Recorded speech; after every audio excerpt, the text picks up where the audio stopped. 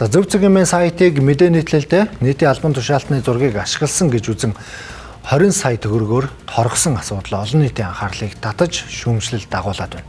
Үүнтэй холбогдуулан хүний эрхийн үндэсний комиссаас дотоод шалгалт хийж шалгалтын дүнд танилцуулсан уг асуудлыг шалгасан албан тушаалтан ган зоригт цахилгаан хариуцлага тооцоолсноо өнөөдөр мэдгдлээ.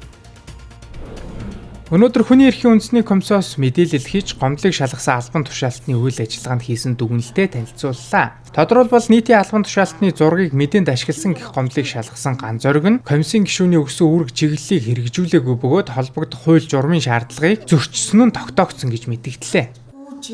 За тамгын дарга хууль журам заасны дагуу хүний хувийн мэдээлэл хамгаалах хэлтсийн дарга ган зориг төрийн албаны тухай хууль заасны дагуу сахилгын шийтгэл ноогдуулахаар сонсох ажиллагааг явуулж байна. Ажлын хэсэг энэ гарсан дүгнэлтийг ган зориг даргад бол танилцуулсан. За үүнийг үндэслэн захиргааны ерөнхий хуулийн 26-27 заасны дагуу ган зориг даргад сахилгын шийтгэл ноогдуулах сонсох ажиллагааны мэдээллийг бол ингээд өгөөд ажиллаж байна. Монгол улсын ерөнхий сайд хариуцлага тооцож ажлаас чөлөөлсөн мэтээр олон нийтэд мэдээлэл өгсөн томилох болон чөлөөлөх бүрийн эрхийг хэрэгжүүлдэг энэ субъектууд биш.